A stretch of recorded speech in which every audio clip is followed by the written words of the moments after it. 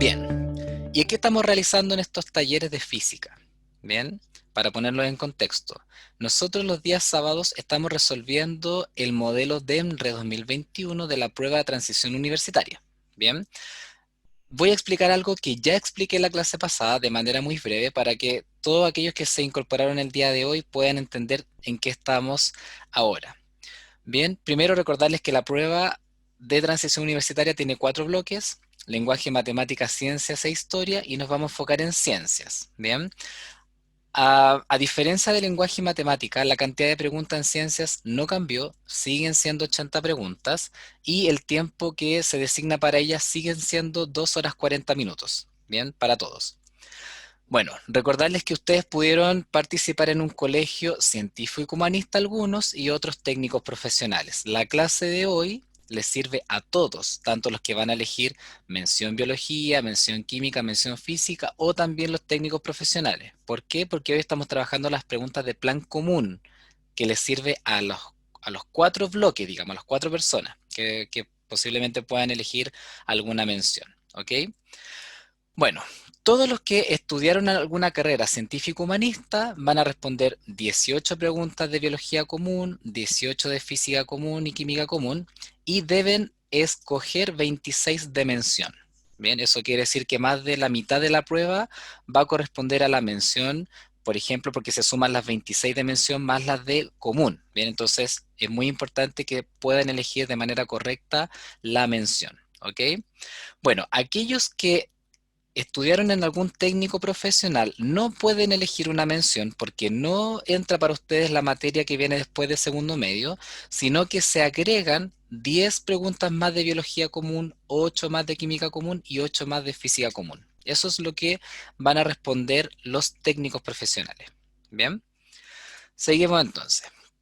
Solamente para ponerlos en contexto de la cantidad de números de preguntas, para ustedes que van a estudiar en el plan común, se les van a realizar 5 preguntas de ondas, 7 preguntas de mecánica y 6 preguntas de energía. Eso es lo que tienen que preparar en plan común todos. ¿Bien? 5 de ondas, 7 de mecánica y 6 de energía. Bien, esto ya está publicado, por supuesto, en la página del DEMRE.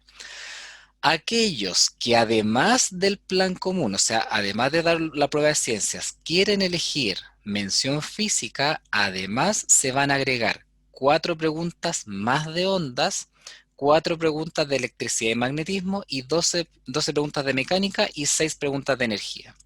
Esas son las cantidades de preguntas que se van a, en este caso, van a acompañar al plan común. ¿Bien? ¿Y qué pasa con los técnicos profesionales? Yo les dije que se van a agregar 8 preguntas de física común, además de las 18 que ya están para todos los que dan ciencia. ¿Qué ocurre con los técnicos profesionales? Se agregan 2 preguntas más de ondas, 3 preguntas más de mecánica y 3 preguntas más de energía. ¿Ok? Bueno, entonces hoy día vamos a continuar trabajando con las 18 preguntas del plan común. Chicos, ¿va quedando todo claro? Aquellos que van incorporándose a esta clase, aquellos que ya, por supuesto, estuvieron en la primera clase, chicos, ¿queda todo claro? ¿Toda la información clara? ¿Sí? Gracias. Perfecto.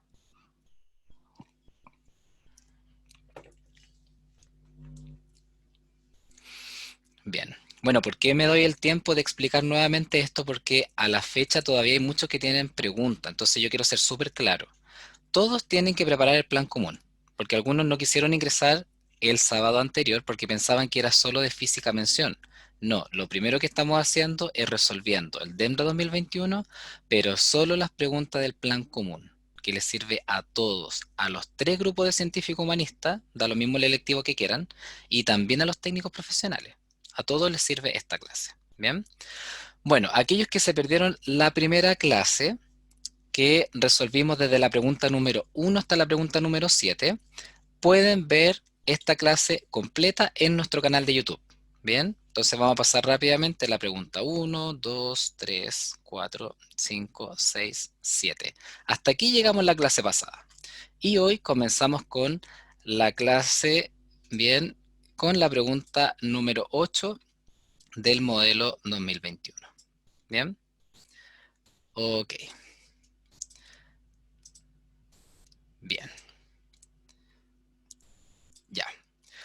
Bien, chicos, primero recuerden que les doy un minuto para que puedan leer la pregunta. Bien, que puedan leer la pregunta. Acá dice que un grupo de estudiantes analiza el comportamiento, ¿cierto?, de un cuerpo en función, en este caso, de X. ¿Ya? En función de X. ¿Ya? La magnitud P en función de X. Eso es lo que se pregunta. Entonces, por ejemplo, acá dice que P vale 10 menos X si es que X estuviera entre 0 y 6. P también puede valer 16 menos 2X solo si es que X está entre 6 y 10. Y la tercera dice que P vale 2X menos 24 solo si es entre 10 y 20. Entonces hay tres rangos, entre 0 y 6, entre 6 y 10 y entre 10 y 20. ¿Qué podemos hacer acá? Bueno, despejemos X porque pregunta cuándo puede ser nula. ¿Ya? Entonces vamos a destacar aquí la palabra. Bien, aquí. Dice cuándo la magnitud puede ser nula. O sea, cuándo P, ¿ya? Cuándo P vale 0. Eso es lo que les preguntan. Bien, ¿en qué casos P, la magnitud P, es igual a 0? ¿Ya? Entonces vamos a hacer lo siguiente. Vamos a despejar, bien, el valor de X en el primer tramo, en el segundo tramo, en el tercer tramo. Bien, por ejemplo, en el primer tramo tenemos que P es igual a 10 menos X. Bueno, pero las preguntas es cuánto vale X si es que P es 0. Entonces reemplazamos 0 es igual a 10 menos X. Bien, entonces X vale 10. Bien. Entonces X vale 10, pero el primer postulado dice que debe ser entre 0 y 6. Bien, entonces ese valor no es correcto. Bien. ¿Por qué? Porque dice que X debe estar entre 0 y 6 para ese rango, y acá nos dio 10, entonces no nos sirve. Veamos el segundo rango. Dice que P es 16 menos 2X, si es que X está entre 6 y 10. Veamos si es que X está entre 6 y 10. P es igual a 16 menos 2X. P debe valer 0, es igual a 16 menos 2X. Finalmente 2X es igual a 16, X vale 8. Ya, en el segundo tramo, X es igual a 8. Y el segundo tramo dice que X puede ser entre 6 y 10. Entonces el 8 sí es correcto. ¿Bien? El valor es correcto. ¿Bien? Porque está en el rango que está definido ahí entre 6 y 10. Y finalmente el último tramo. P es igual a 2X menos 24. Bien. 0 es igual a 2X menos 24. 2X es igual a 24. X vale 12. El tercer tramo dice que X debe ser mayor que 10 y menor que 20. El resultado es 12. Entonces también es correcto. ¿Bien? Eso quiere decir que tenemos dos respuestas. Bien, cuando X vale 8, cumple que P vale 0. Y cuando X vale 12, bien, cuando P vale 0 también en el tercer tramo. Entonces, respuesta correcta, letra A. Bien. Muchas gracias, Maura. La respuesta correcta es la A. Bien, primero Ignacio pregunta, ¿esto sería una pregunta de onda? No, en realidad esto es más general porque habla de la posición, entonces por lo general podría ser de cinemática, de dinámica, de ondas también podría ser en realidad porque habla del movimiento. Entonces es más que nada de habilidad de pensamiento científico porque estamos trabajando también con magnitudes. Entonces acá lo que hay que realizar es despejar X, ¿bien? En función de que P vale 0 y establecer los tres valores posibles. X puede valer 10, puede valer 8 y puede valer 12, pero en los rangos no coincide. ¿Bien? Exacto. Fiorella pregunta, eh, no. Ian pregunta por qué reemplaza por 0, porque al principio dijimos que P acá dice que debe ser nulo. ¿Bien? La magnitud de P es nula. La magnitud de P entonces vale 0. Bien, esa es la respuesta. ¿Ok? Claro, Fiorella lo que estaba haciendo ahí es responder. Bien. Ya, y Catalina Hernández pregunta si es que puedo explicar de nuevo, por supuesto. Entonces, todos aquellos que ya entendieron la respuesta, ningún problema, esperen unos minutos y yo le voy a explicar a Catalina todo de nuevo, ¿ya? Mira, Catalina, aquí está la pregunta, ¿bien? Esa es la pregunta. Dice que la magnitud de P está en función de X, entonces estamos hablando de unas variables, ¿bien? En donde dice que está la posición, ¿bien? Pero aparecen tres rangos, por eso quiero que entiendas bien que son tres rangos, entre 0 y 6, entre 6 y 10, y entre 10 y 20. Entonces yo lo que te voy a invitar es que tú, donde dice P, le pongas 0, 0 y 0. ¿Por qué? Porque el enunciado dice que la magnitud de P debe ser nula, debe ser 0. ¿Bien?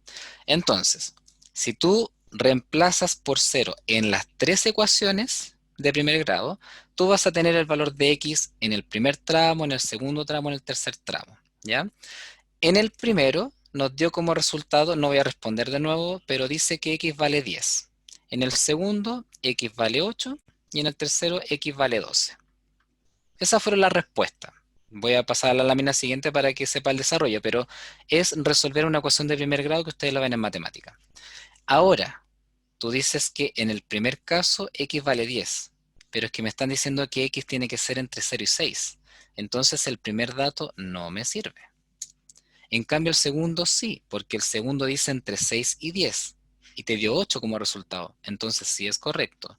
Y el tercero también, porque te dice entre 10 y 20 y la respuesta fue 12. Entonces tenemos dos respuestas correctas, cuando X vale 8 y cuando X vale 12. Catalina Hernández, ¿le quedó claro? ¿Todo claro? Chicos, el resto, ¿todo claro? Gracias, Catalina. ¿Todo claro? Perfecto. Ya, perfecto. Ya. Ahora, pregunta número 9. ¿Ya? Dice, un objeto cae desde 45 metros de altura con respecto al suelo. ¿Bien? Dice con qué rapidez impacta el suelo si es que no hay roce. Esa es la pregunta. Solo sabemos la altura inicial y sabemos que llega al piso, que llega al suelo. Y en este caso la pregunta es ¿con qué rapidez cae? Bien, ¿con qué rapidez cae al suelo? Sabiendo, bien, que en el enunciado, ¿cierto? Dice que se deja caer, o sea, estamos hablando de caída libre. Lo primero que vamos a destacar acá es que dice que cae. Entonces acá hablamos de caída libre. Caída libre. Perfecto. Perfecto. Ya, chicos, pregunta para ustedes. ¿Cómo podrían resolver esta pregunta? ¿Cómo se les ocurre? ¿Aplicando qué fórmula? Si es que tienen algún método más fácil. Voy a leer en el chat qué se les ocurre a ustedes.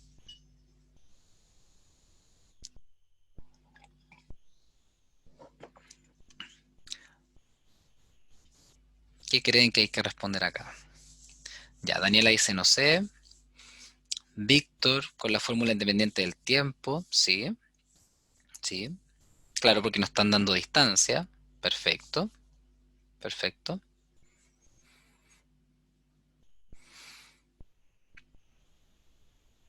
Ya. Esas fueron las dos grandes respuestas para esta pregunta. Muy bien, ¿ya? Ok, les voy a explicar, les voy a explicar varias formas, ¿bien? Y ustedes pueden decidir cuál quieren ocupar, ¿ya? Vamos a partir de manera muy sencilla. Miren, cuando los objetos caen en caída libre, primero hay que recordar que la velocidad inicial es cero, ¿bien? Después de un segundo, viajan a 10 metros por segundo, después a 20 metros por segundo, después a 30 metros por segundo y así, 40 metros por segundo, hacia abajo. ¿Bien? Entonces lo primero que quiero que recuerden es esto, que un objeto a medida que va cayendo, su velocidad en módulo va aumentando en 10, ¿ya? 10, 20, 30, 40 hacia abajo, ¿ya? Entonces acá 30, 40. ¿Ok? Ya, si yo quiero saber cuál es la distancia que se recorre por segundo, cuál es la distancia que se recorre por segundo, yo podría sacar un promedio de las velocidades en cada segundo. Por ejemplo, en el primer segundo, entre 0 y 10, recorre solo 5 metros. ¿Bien? Esa es la distancia que recorre en el primer segundo. ¿Qué quiere decir esto? Que si yo dejo caer este lápiz, por ejemplo, y demora un segundo en caer, es porque está recorriendo 5 metros en total. ¿Por qué? Porque primero está a 0 metros por segundo y después se mueve a 10 metros por segundo. ¿Bien? En promedio, o sea, pasa de 0, 1, 2, 3, 4, 5, 6 hasta 10. ¿Bien? Bueno, en el segundo tramo, si se mueve a 10 metros por segundo y después se mueve a 20 metros por segundo, en promedio avanzó 15 metros. ¿Ya? Después, entre 20 metros por segundo y 30 metros por segundo, avanza también en promedio 25 metros. ¿Bien? Y así podemos ir sumando, ¿cierto?, hacia abajo la cantidad de metros que recorre. Si entre el segundo 3 y el segundo 4 se mueve a 30 metros por segundo y después a 40 metros por segundo, en ese segundo recorrió en promedio 35 metros. 35 metros. ¿Bien? Entonces recorre 5, 15, 25, 35, 45. Y eso ocurre en todas las caídas libres en la Tierra cuando no hay roce. ¿Bien? Bueno, sabiendo esto, podríamos decir que si la torre tenía 45 metros de altura, los 45 metros se cumplen acá. ¿Bien? Se cumplen aquí. ¿Bien? Porque recorre 5, después 15, después 25.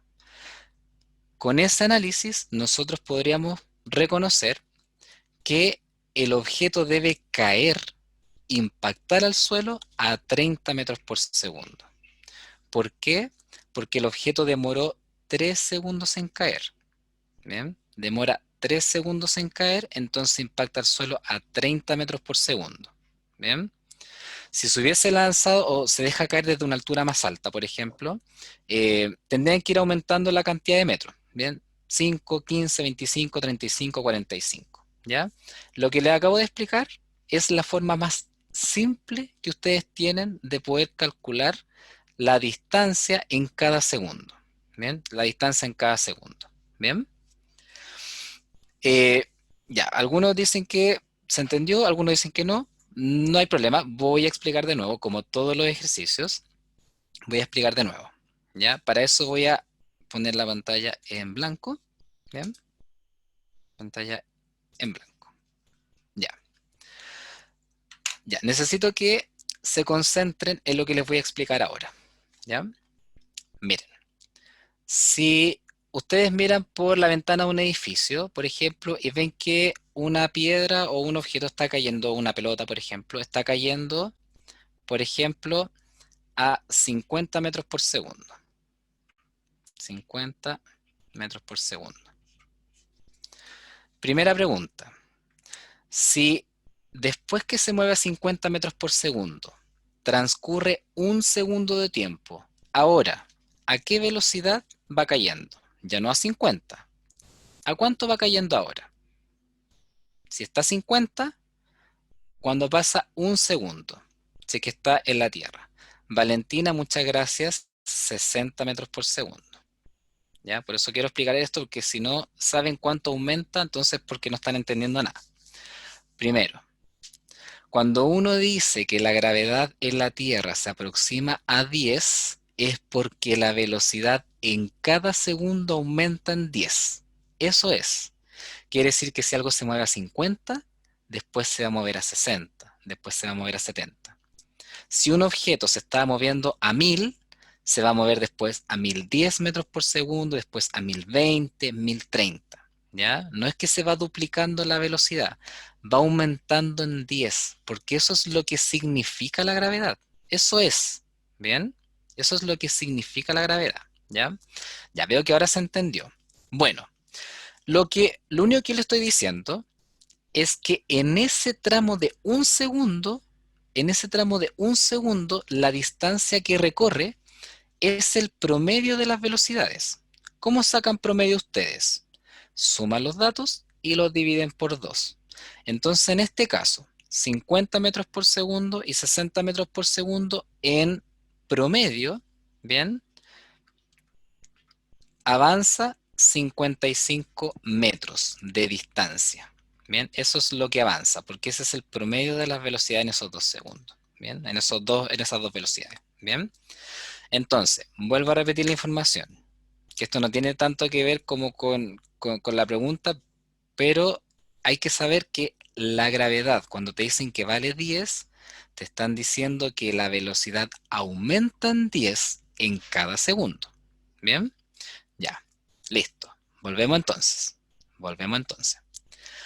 Si un objeto parte a cero,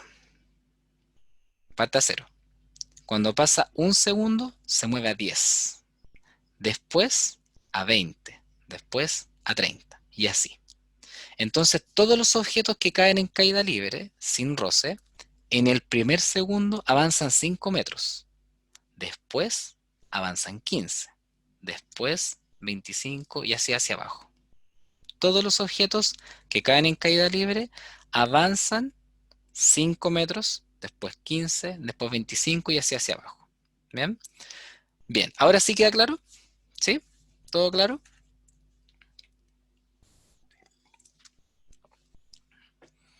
Ya. Bueno, vi algunas caras de sorpresa un poco más arriba, ya, que estaban como sorprendidos de la forma para calcularlo, porque ahora yo voy a explicar otra forma también para poder calcularlo, que es la siguiente, ya que algunos me dijeron ahí la fórmula independiente del tiempo, ecuación itinerario, varias cosas, ¿ya? Bueno, la otra forma de poder calcularlo es lo que aparece aquí, ¿ya? Que es la fórmula independiente del tiempo. ¿Cuál es esa fórmula? Dice que la velocidad final al cuadrado menos la velocidad inicial al cuadrado es lo mismo que el doble de la aceleración por la distancia. Bien. Ahora, ¿de dónde sale esa fórmula? Es la conservación de la energía mecánica, porque la diferencia de energía cinética es lo mismo que la energía potencial gravitatoria, y en eso, en combinación con las ecuaciones de movimiento, aparece esa fórmula. Bien. Entonces acá decimos que la velocidad final es cero. Bien. Entonces sería cero al cuadrado. Bien. No, perdón, la velocidad inicial es cero. Acá vamos a reemplazar la velocidad final al cuadrado, es la pregunta, ¿cierto? Menos cero al cuadrado es igual a 2 por 10 por 45. ¿Bien? Entonces la velocidad final es lo mismo que 2 por 10 por 45, que es 900. ¿Bien? Porque 2 por 45 90 por 10 900. ¿Bien? Entonces finalmente la velocidad final es la raíz de 900, que es 30. ¿Bien? Entonces todos aquellos que me dijeron la fórmula, lo pueden calcular con la fórmula que quieran en realidad. ¿Ya? Lo que estamos haciendo en estas clases es sencillamente dar algunos tips para que puedan calcularlo. ¿Ya? Bien, aquí están explicados los dos métodos.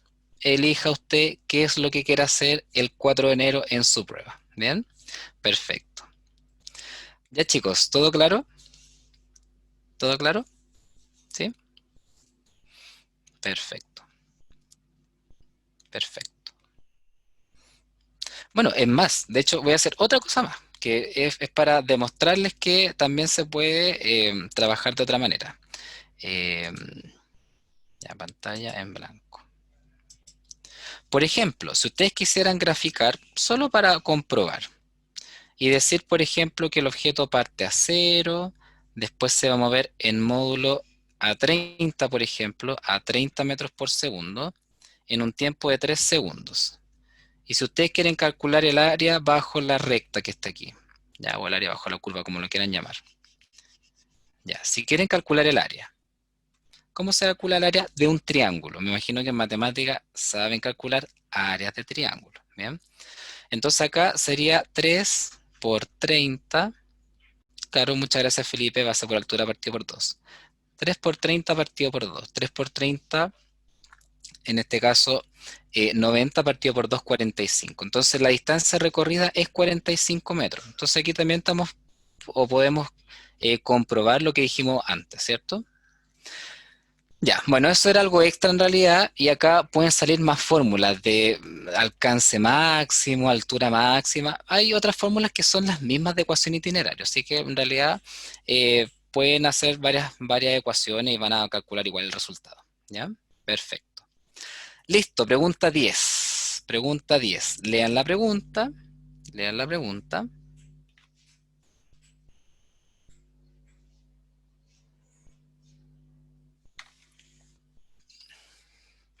Ah, sí, puedo volver al gráfico, Diego. No, no puedo. Se borró. ¿Ya? Se borró porque puse pantalla en blanco, entonces no queda guardado. ¿Bien?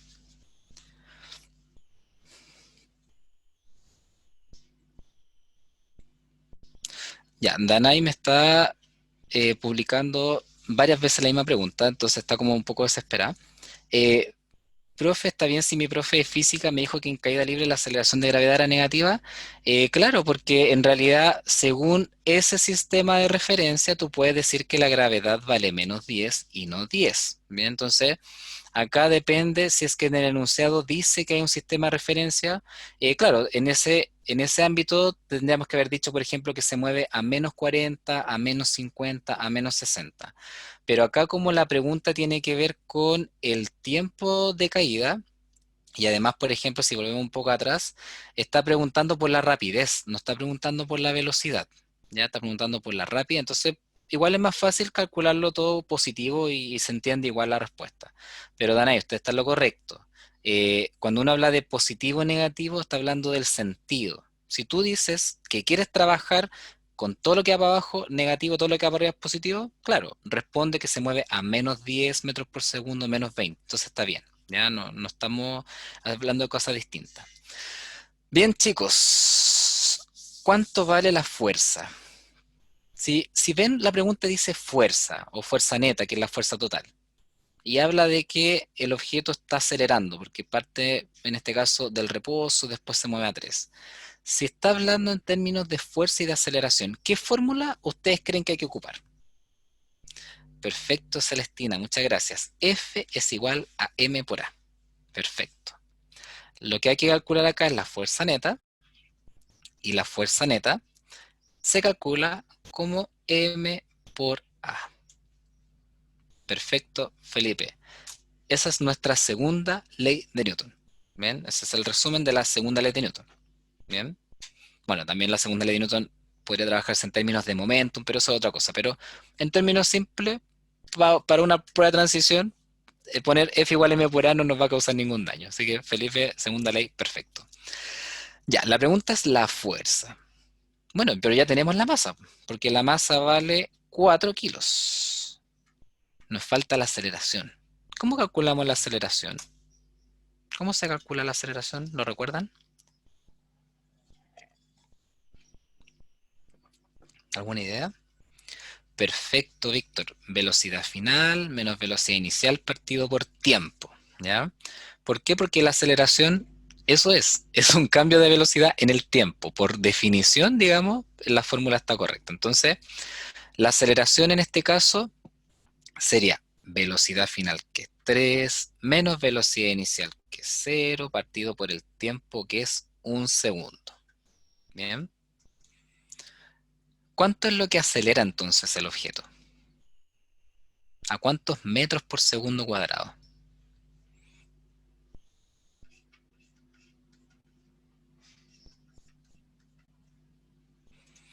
¿Ya? La aceleración sería 3, porque 3 menos 0 partido por 1 es 3, y 3, gracias a Gabriel, ¿bien? 3 metros por segundo cuadrado, le faltó el cuadrado ahí, y finalmente la fuerza es masa por aceleración, entonces la fuerza finalmente es 12 newtons. Ahí está la respuesta correcta.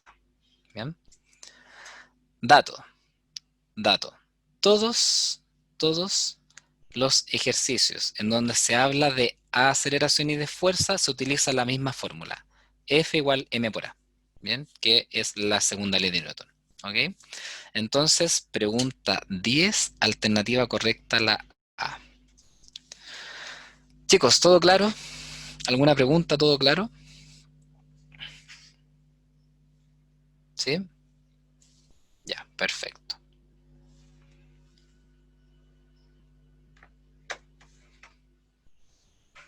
Claro, Fiorella dice, en el enunciado, si al cabo de un segundo adquiere una rapidez de 3, es lo mismo que estar diciendo la aceleración. Perfecto.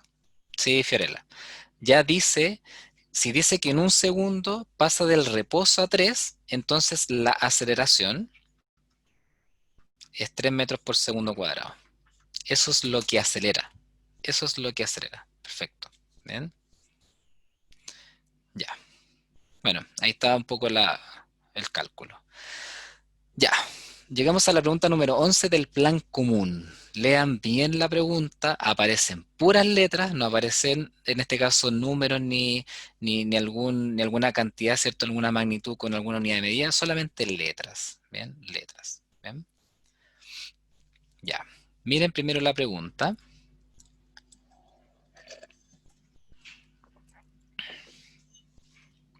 Primero miren la pregunta.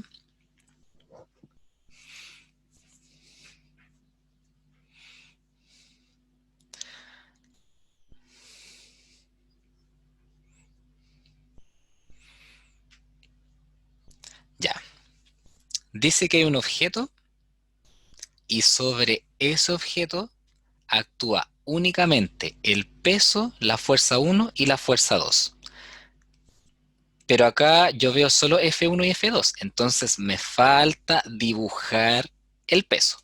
Bien, entonces acá hay que dibujar hacia abajo el peso. Bien, entonces tenemos fuerza 1, fuerza 2 y el peso. ¿Ya? El peso, que es la fuerza que la Tierra ejerce sobre los objetos. Bien, ya. Dice que el cuerpo, vamos a mover esto un poquito para allá. Mm, ahí sí. Ya. Dice que el cuerpo no se despega de la superficie. ¿Ya? El cuerpo no se despega de la superficie. ¿Qué quiere decir eso? Que el cuerpo se está moviendo solamente en el eje X y no en el eje Y. Eso quiere decir que la fuerza 2 corresponde simplemente a la normal. ¿Bien? ¿Por qué? Porque la fuerza 2 no hace que el objeto se mueva de manera diagonal. No. Dice el enunciado sin despegarse de la superficie. Eso quiere decir que el peso y la normal se anulan sobre el objeto y la única fuerza, que en este caso sea la fuerza neta, sería F1.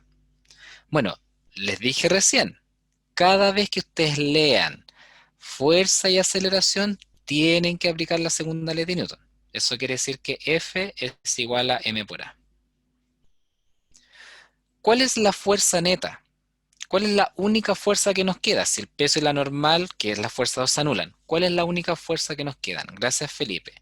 La única fuerza que nos queda es F1, que tiene que ser igual a m por a. Y la pregunta es, ¿cuánto vale a? ¿Cuánto vale a? F1 partido por m. A vale F1 partido por m. Ese es el valor de la aceleración. ¿Todo claro, chicos? ¿Sí? ¿No? ¿No se entiende? ¿O sí se entiende?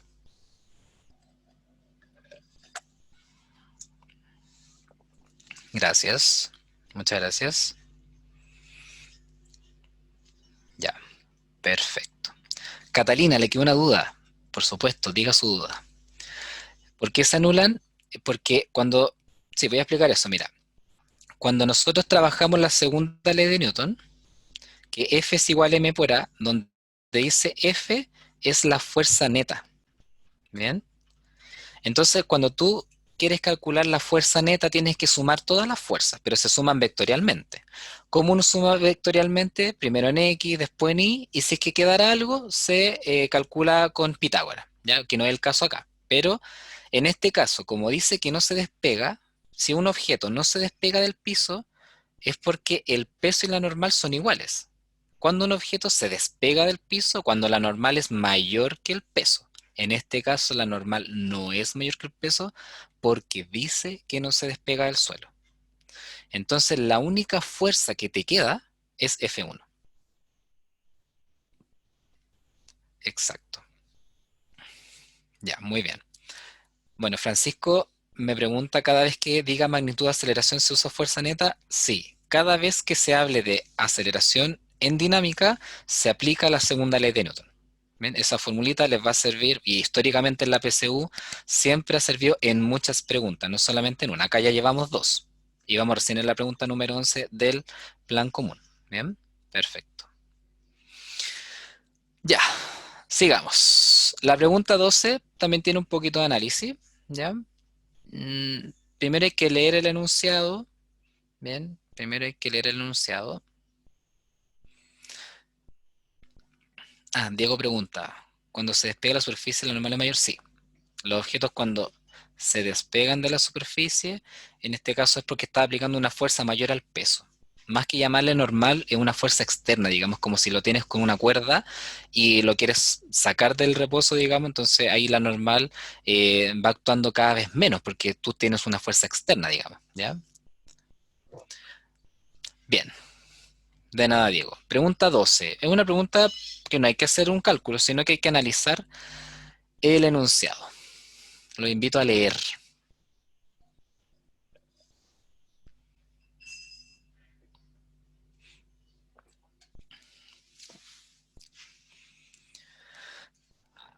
Ya, dice que un cuerpo tiene magnitud P de peso, ¿bien? Entonces podemos dibujarlo incluso, ¿bien? Tenemos acá un objeto con un peso, ¿bien? Dice que está en reposo. Ojo con eso. Dice que está en reposo. Mientras que sobre él actúa una fuerza de roce que se llama FR, ¿ya? Dice que hay una fuerza de roce. Y yo les pregunto a ustedes, si es que hay un peso porque lo dice el enunciado, y hay una fuerza de roce porque lo dice el enunciado, ¿cómo puede ser que esta cuestión esté en equilibrio y no se esté moviendo, por ejemplo? La única opción que debe existir para que un objeto esté en reposo, a partir de la primera ley de Newton, es que la sumatoria de fuerzas sobre el objeto sea cero. ¿Bien? Que la sumatoria de fuerza sobre él sea cero. Entonces, debiese existir una normal hacia arriba, ¿cierto? Igual al peso, y acá también tiene que haber una fuerza X. ¿Bien? ¿Bien? Eso debe existir. ¿Bien? Si un objeto siente un peso porque la Tierra lo atrae, también siente una normal porque la superficie lo empuja hacia arriba para sostenerlo. ¿Bien? Y si en este caso dice que existe una fuerza de roce, pero que está en reposo, o sea, fuerza de roce estático, tiene que haber una fuerza contraria, ¿ya? Tiene que haber un objeto, por ejemplo, una cuerda, aplicando una fuerza por el lado contrario para que esté en reposo, o si no, no podría estar en reposo, ¿bien? Se estaría moviendo, digamos, ¿ok? Entonces, la 12, bien, la respuesta correcta es la C, ¿ya? Tiene que haber al menos una fuerza en sentido contrario que la fuerza de roce, o si no, imposible, es imposible, ¿bien? Es imposible que esté en reposo, ¿ya? Ya, y seguimos acá.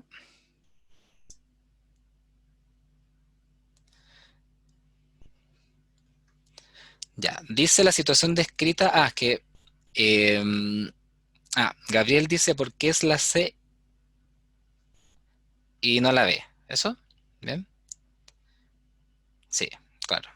Ya, la B dice la situación descrita representa el caso en que FR toma su mayor valor. Ya, esto tiene que ver con algo muy específico, la fuerza de roce. La fuerza de roce existen dos tipos, la fuerza de roce estático y la fuerza de roce cinético, ¿bien? La fuerza de roce cinético es siempre el mismo, ¿bien? Siempre el mismo, ¿ok? En cambio, la fuerza de roce estático no. la fuerza de roce estático depende de cuánta fuerza le aplico. ¿Qué quiere decir esto? Si tú calculas que la fuerza de roce estático de una roca es de 2000 newtons, quiere decir que lo máximo que aguanta son 2000 newtons. Si yo le aplico 1, se me devuelve 1 de roce. Si le aplico 2, se me devuelven 2. Entonces acá no puede ser su mayor valor. No sabemos, no estamos seguros si es su mayor valor. El que esté en reposo, que no esté en reposo estático, con el roce estático, solamente me indica que la sumatoria de fuerza es 0. No podemos asegurar que la fuerza de roce está tomando su mayor valor, porque solo lo podemos asegurar en la fuerza de roce cinético, que es siempre el mismo valor. Da lo mismo con cuánta fuerza tú le apliques, siempre la fuerza de roce cinético es el mismo. La fuerza de roce no. La fuerza de roce no es un valor fijo, es un valor que depende de cuánta fuerza tú le estás aplicando, ¿ya? Así que no puede ser y no puedes asegurar que la fuerza es mayor. ¿Bien? Ya chicos, ahora sí, todo claro. Danitza pregunta a qué se refiere con magnitud. La magnitud es la cantidad, ¿ya? La magnitud es la cantidad. Recuerda que cuando hablamos de vectores, hablamos de tres cosas: de magnitud, dirección y sentido. Cuando te preguntan por magnitud, te están preguntando por el número, ¿bien? Sin importar la dirección y el sentido, ¿ok? Ya chicos, ahora sí, ¿todo claro? ¿Sí? Perfecto. Ya. Pregunta número 13 del plan común. Pregunta número 13 del plan común. Perfecto. Bien. Dice que dos vehículos poseen rapideces distintas, ¿ya? Fíjense bien. O sea que podríamos dibujar acá un auto, por ejemplo, a 10 metros por segundo, y otro auto a 20 metros por segundo. Eso es lo como para imaginarlo nomás, ¿ya? Porque dice que son rapideces distintas, ¿bien? Ya, dice que aplican los frenos, ¿ya? Los dos frenan, los dos autos frenan y llegan al mismo lugar, ¿bien? Porque dice que recorren la misma distancia, ¿ya? Recorren la misma distancia. Entonces, si llevan igual, por ejemplo, llegan los dos acá, recorriendo la misma distancia, ¿ok? Ahí está esa distancia y aquí está esta distancia, ¿bien? Dice que los dos recorren la misma distancia, ¿ok? Ya, y acá se pregunta por el trabajo. Ya, y aquí van a empezar con las preguntas de ¿qué era el trabajo? Primero, el trabajo es una medida del gasto de la energía. O también el trabajo se puede definir como la variación de energía. ¿Qué quiere decir esto? Si un objeto, por ejemplo un auto, si un auto tiene 0 joules y yo lo empujo, y el auto ahora, por ejemplo, se va a mover con 200 joules de energía cinética, es porque yo le apliqué un trabajo de 200 joules. Entonces el trabajo, ¿ya? El trabajo, lo voy a anotar aquí arriba, el trabajo es lo mismo que la variación de energía. El trabajo es la variación de energía, porque es una medida, ¿cierto?, de cuánta energía se está gastando en el momento, ¿ya? Que también se puede calcular como fuerza por desplazamiento si es que efectivamente conocemos la fuerza del desplazamiento. En este caso nos está diciendo la energía, ¿ya? Porque nos está hablando de la velocidad o rapidez en este caso, ¿bien? Entonces, con ese análisis nosotros podríamos calcular el trabajo arriba y el trabajo abajo.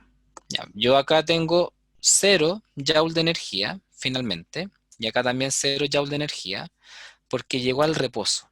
Y un objeto que está en reposo, su energía cinética es 0. ¿Bien? Pero el primer objeto, como se movía más lento, va a tener menos energía cinética que el segundo objeto que tenía más velocidad, ¿cierto? Más rapidez. Entonces, por supuesto, va a tener más energía cinética. ¿Ok? ¿Qué quiere decir esto entonces? Que el primer objeto, el que se mueve más lento, antes tenía una energía menor y el de abajo tenía una energía mayor. Entonces finalmente se realiza más trabajo en el que tiene más rapidez, no en el que tiene menos rapidez. ¿Bien? O sea, por ejemplo, si uno, es como imaginarse un auto y un camión. Si queremos frenar a los dos, nos va a costar mucho más frenar un camión que frenar, por ejemplo, un auto, porque el camión va a tener más masa. ¿Bien? Eso es lo primero. Bueno, acá nos están preguntando por la rapidez. Bueno, en el caso de la rapidez es lo mismo. Si hay dos autos, pero uno va mucho más rápido que otro, el que va más rápido, si son iguales, el que va más rápido te va a costar mucho más detenerlo. ¿Bien? Entonces tienes que aplicar más trabajo. Entonces acá la respuesta correcta de la 13 es la E. ¿Por qué? Porque el vehículo que tiene mayor energía cinética aquí, en este punto, antes de empezar a frenar, el que tiene más energía cinética es el que va, en este caso, a tener más trabajo mecánico. ¿Ya? Esa es la explicación, chicos. El que le cueste más detenerlo, ¿ven? Es el que va a tener en este caso mayor trabajo. ¿Ok? Ya, Sebastián pregunta cuál es la fórmula de la energía cinética. La energía cinética se calcula como un medio de la masa por la velocidad al cuadrado. Esa es la fórmula de la energía cinética. Un medio de la masa por la velocidad al cuadrado. Bien, ya. Y Tamara pregunta por la C. ¿Su magnitud sería mayor para el vehículo que lleva una mayor rapidez? Eh, por eso lo expliqué recién, Tamara. Porque cuando tú hablas de trabajo, es la variación de energía, no la variación de velocidad, ¿ya? O sea, tú te tienes que asegurar no solamente que los objetos van con rapideces distintas, sino que también te tienes que asegurar de cuál es su masa. Entonces acá como no te dicen la masa, tú tienes que asegurar que es solamente la energía cinética y no, o sea, tú no te tienes que dejar llevar como por la velocidad solamente, ¿ya? Porque a veces un objeto que va más lento, pero si tiene más masa, igual te va a costar más trabajo moverlo. Ya es como, por ejemplo, si tú ves un auto, por ejemplo, un carrito chiquitito que va muy rápido y un tren. El tren va más lento. Uno dice, ah, entonces si el tren es más lento, bueno, lamentablemente voy a aplicar menos trabajo para detenerlo. ¿No? Porque tiene más masa. Entonces la energía cinética tiene que ver con las dos cosas, con la masa y con la velocidad, en este caso con la rapidez. ¿Bien? Ahora sí se entiende, ¿cierto? Sí. Exacto. Claro, como dice Giselle, es la E porque involucra la masa y la rapidez. Y el trabajo tiene que ver con la variación de energía. ¿Bien? Y cuando hablamos de variación de energía, no hablamos solamente de la velocidad. Hablamos de la velocidad y también de la masa. ¿Bien? Así que eso. ¿Ok? Ya chicos, ahora sí queda más claro, ¿cierto? Sí. Ya, perfecto. Ya, llegamos a una pregunta entretenida, la pregunta 14, ya, para ver si se acuerdan de las placas tectónicas. Bien, ya, primero, antes que veamos la pregunta, les voy a mostrar una imagen para que sepan dónde estamos. Vamos a hacer como una pequeña aproximación. Bien, bueno, primero, recordarles que eh, las placas tectónicas están debajo de nosotros, ¿cierto? Porque la litosfera está fragmentada, ¿bien? Y estas placas indican que en los bordes se producen erupciones volcánicas, sismos, ¿cierto? Entonces, acá tenemos distintos nombres, es para que sepan dónde estamos, ¿ya? Bueno, para todos los que no se han enterado todavía, nosotros estamos en la placa sudamericana, no en la placa de Nazca. Bien, nosotros estamos en la placa sudamericana, la placa de Nazca está al lado de nosotros, está en el océano. Bien, la placa de Nazca se mete por debajo de nosotros, por supuesto, y finalmente la placa sudamericana lo que hace es levantarse. Bien, o sea, por eso tenemos cordilleras, por ejemplo, porque va aumentando, ¿cierto?, la cantidad de masa que emerge, ¿cierto?, desde la base, ¿bien? Desde la cámara magmática, por ejemplo, hacia arriba, y por eso tenemos una gran cantidad de volcanes. Ya, bueno, esto es una introducción nomás para que recuerden que tenemos placas tectónicas. Bueno, vamos a la pregunta. Existen tres tipos de límites. Tres. Convergentes, divergentes y transformantes. Los límites convergentes, como su nombre lo dice, son dos placas que se juntan. ¿Bien? convergente. Como por ejemplo, la placa de Nazca con la sudamericana, que son límites convergentes. El segundo límite es divergente, quiere decir que hay dos placas que se separan. Por ejemplo, vamos a dar un ejemplo acá, la placa de Nazca con la placa pacífica se separan. Y por eso acá tenemos una cadena de montañas submarinas, una cadena de volcanes que se llaman dorsales oceánicas, ¿bien? Porque la placa de Nazca se separa con la placa pacífica, ¿bien? Bueno, y también tenemos los límites transformantes, que son aquellos límites en donde no se juntan ni tampoco se separan las placas, sino que existe solo un roce entre ellas, ¿bien? Eso quiere decir, por ejemplo, que acá tenemos un límite transformante. Acá tenemos un límite transformante, porque son placas que una se mueve hacia la derecha, por ejemplo, y la otra se mueve para la izquierda. Ya, en base a lo que acabo de decir, ¿cuáles son los límites convergentes, divergentes y transformantes? ¿Ya? ¿Cuál creen ustedes que es la respuesta correcta? Bien, Sebastián, Tamara, Francisco, Víctor, ya todos dicen que es la E. Veamos en la E. En la E dice que S y U son convergentes. Veamos la flechita acá. Claro, ¿son convergentes? Sí.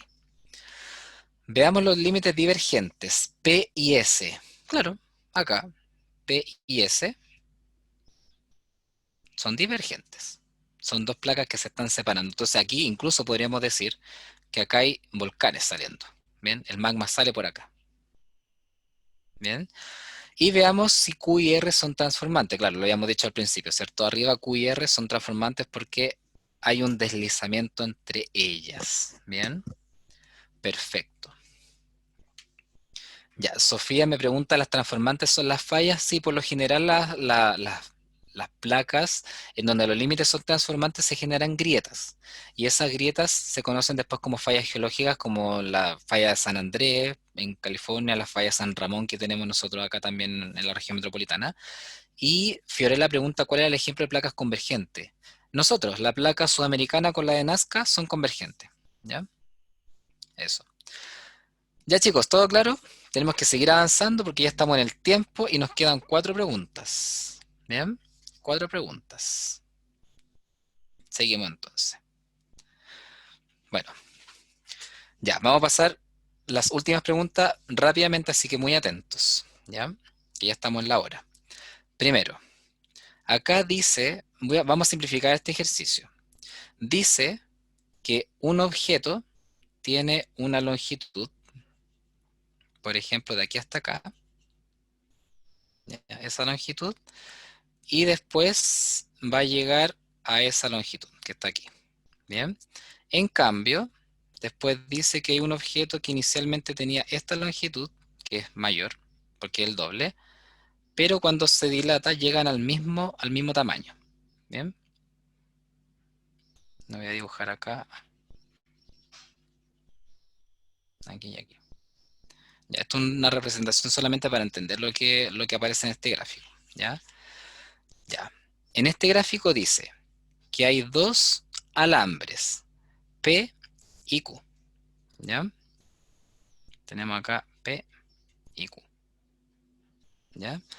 Dice que P tiene una longitud pequeña y que al aumento de temperatura se dilata y llega a un tamaño más grande. Bueno, Q inicialmente ya era el doble de largo. ¿Bien? Inicialmente era más grande que P, pero cuando se calientan a la misma temperatura, Q también crece, se dilata por supuesto por la dilatación térmica, pero llega al mismo tamaño. Bien, entonces, en este ejercicio lo que podemos decir es que el material que más se dilató es P, es el que más crece, ¿ya? Si uno ve ahí, incluso en el gráfico, el que más aumenta su longitud con la misma temperatura es P y no Q. Q se calienta lo mismo, ¿cierto? Aumenta a la misma temperatura, pero crece poco, ¿bien?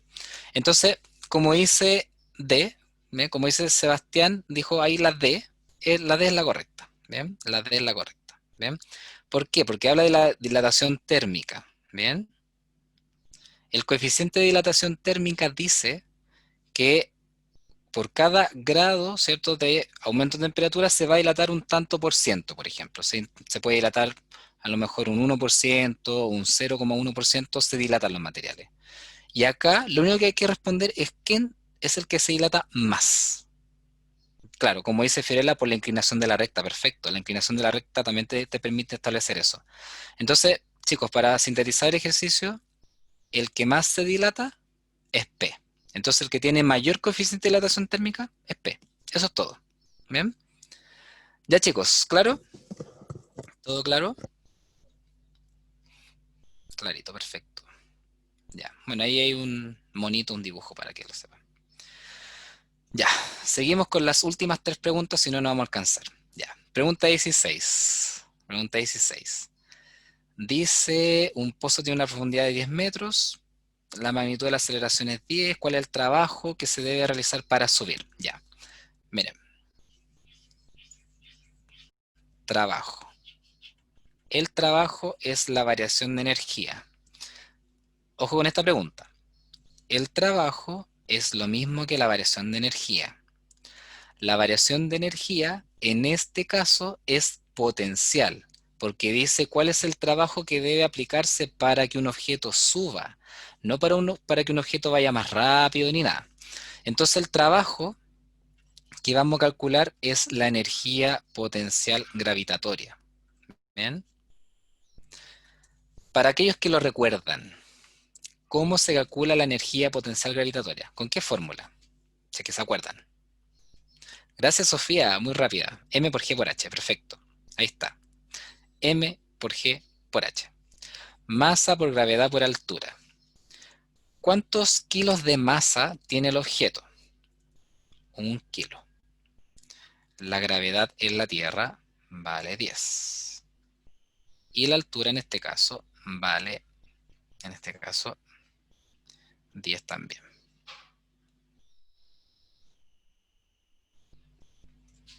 Bien.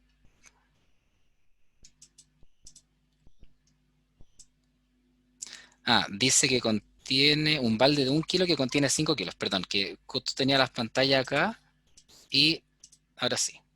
Ya, entonces al final son 6 kilos. Voy a borrar esto. Perdón que justo no lo veía ahí. Aquí, borrador. Ya, eso es todo. No era 1 kilo, eran 6. 6 kilos, ahí sí. Entonces el trabajo es 600 joules de energía potencial gravitatoria. Respuesta correcta de la 16E. Bien, ahí está. ¿Ok? Entonces, solamente para finalizar esta pregunta, el trabajo es la variación de energía.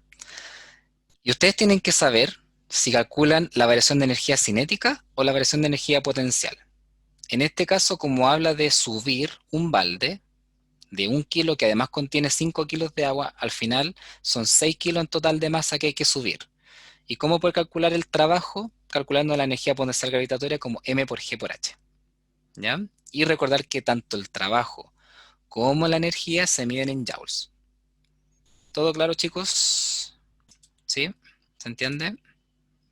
Ya, perfecto. Ya, chicos, nos quedan dos preguntas. Las vamos a ver igual nomás. Bien, ya estamos pasando el tiempo, pero las vamos a trabajar igual. Ya.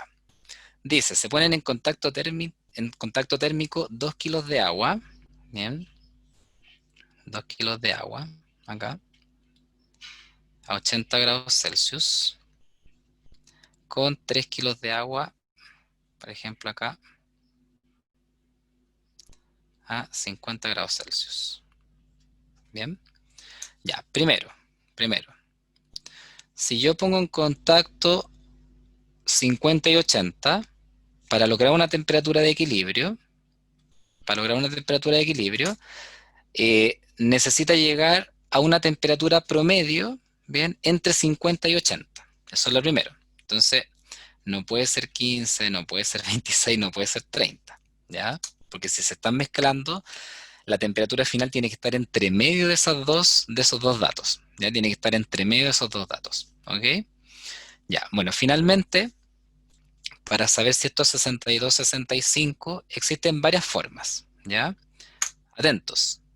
Les voy a mostrar la manera correcta, ¿cierto? Que está establecida por el desarrollo paso a paso, que es con el equilibrio térmico. Se los voy a mostrar, pero no lo anoten, porque yo les voy a enseñar algo más fácil, ¿ya? Miren, eso es lo que tendrían que hacer, lo que está ahí, ya que tiene 1, 2, 3, 4, 5, 6, 7, 8, 9, 10 pasos para llegar a que es 62. No lo hagan, ¿ya?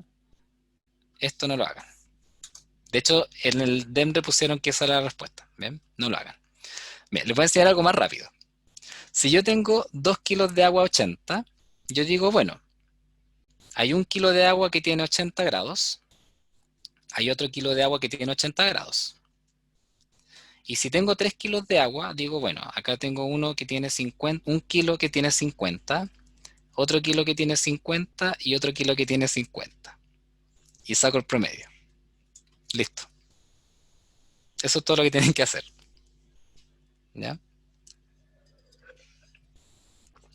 Es mucho más fácil. Tienen que verlo como por kilos. ¿Ya? Cada kilo tiene su temperatura. ¿Ya? Y ahí se olvida lo que está en la otra lámina. Ni lo pesquen. ¿Bien? Ni lo pesquen. Tienen que calcular el promedio como si lo separamos. Por ejemplo, acá yo tengo 2 kilos. O sea, 1 kilo y 1 kilo y acá tengo 3 kilos. ¿Bien? Eh, Felipe pregunta, ¿solo funciona con agua? Solo funciona esto si es que los dos materiales son distintos. Bien, si es que los dos materiales son distintos. ¿Ok?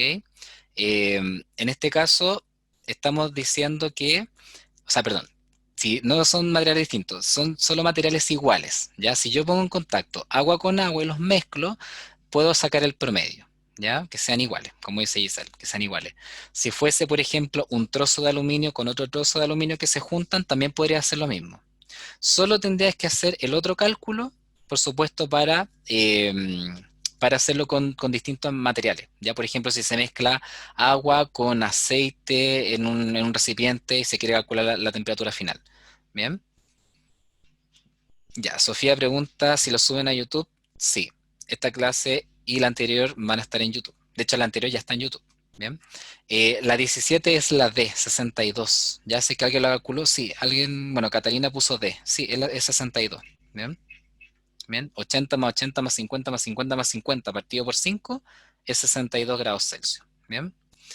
Ya chicos, estamos en el tiempo, no podemos seguir, así que voy a responder la última pregunta de manera muy rápida. Por supuesto, esto va a quedar grabado en YouTube para que puedan trabajar. Olviden esto, olviden eso. Ya, si alguien se metió al Dembra a ver esta respuesta, no lo pesquen, ¿ya? No hagan eso.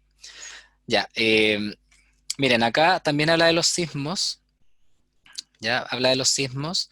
Pregunta dónde está el hipocentro. Bueno, primero recordar que el hipocentro, ¿ya? El hipocentro está debajo de las placas, ¿cierto? Donde interactúan las placas, perdón. Y el epicentro está arriba. Vamos a recordar eso primero. Acá está el epicentro, ¿bien? Aquí arriba, en la superficie.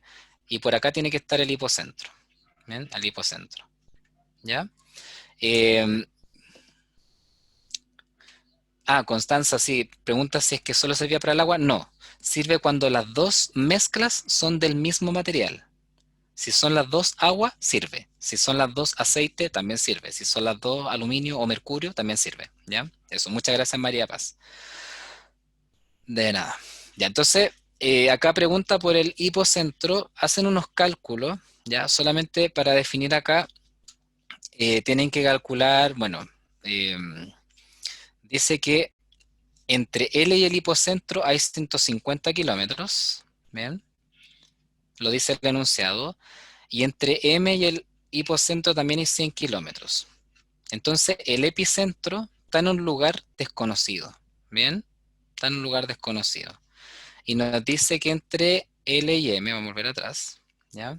Claro, dice entre L y M hay 200 kilómetros de distancia, entonces acá tendríamos que decir que esto vale 200 menos X, si es que a esto le llamamos X, ¿bien? Como aparece ahí.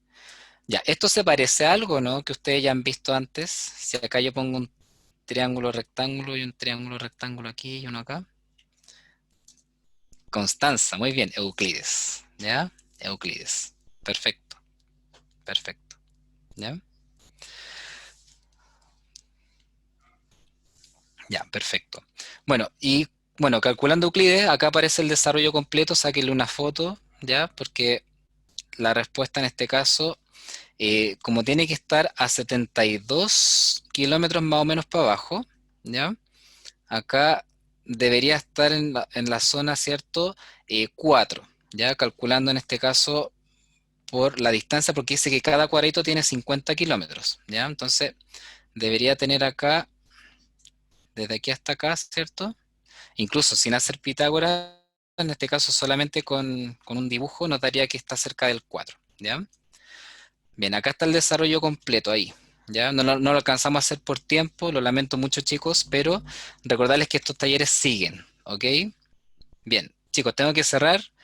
Necesito que me escuchen solamente un minuto, todos, no se vayan todavía, un minuto. Bien, primero, recordarles que estos talleres, que han sido dos, son solo del plan común. Bien, son solo del plan común. ¿Ok? Nosotros vamos a tener una semana de receso en el preuniversitario también, que es la semana del 18 de septiembre. Después de esa semana vamos a comenzar con los talleres de mención. Como en mención son 26 preguntas, todos aquellos que quieren dar mención física, vamos a trabajar eso. Bien, entonces yo solamente hoy día para cerrar esta clase les voy a pedir a todos que, eh, por supuesto, si les gustó la clase, le tomen una fotografía a esta imagen que está aquí, bien, que etiqueten en sus historias a Preparación Ética y que ahí comenten qué les pareció la clase, si les gustó, para que nos recomienden y tal vez muchas más personas, incluso sus mismos compañeros, se puedan unir a las clases de mención. Ya recuerden que estas clases son gratuitas, ¿bien? Y por supuesto en el Instagram se van a ir dando todas las informaciones, ¿ya? Así que eso chicos, les agradezco mucho la atención. Insisto, por tema de tiempo no alcanzamos a explicar mucho más, pero ojalá no hayan quedado tantas dudas, ¿bien? Así que eso. Mientras que voy cerrando, en 2 minutos más, leo sus comentarios, si es que les pareció bien la clase, si es que les gustó. Y como les digo, acá no les pedimos nada monetario para esta clase, solamente que nos compartan en sus redes sociales, por favor. Y así muchas más personas también pueden participar de los talleres de mención, ¿ya? Así que eso chicos, me despido y muchas gracias, que estén muy bien todos.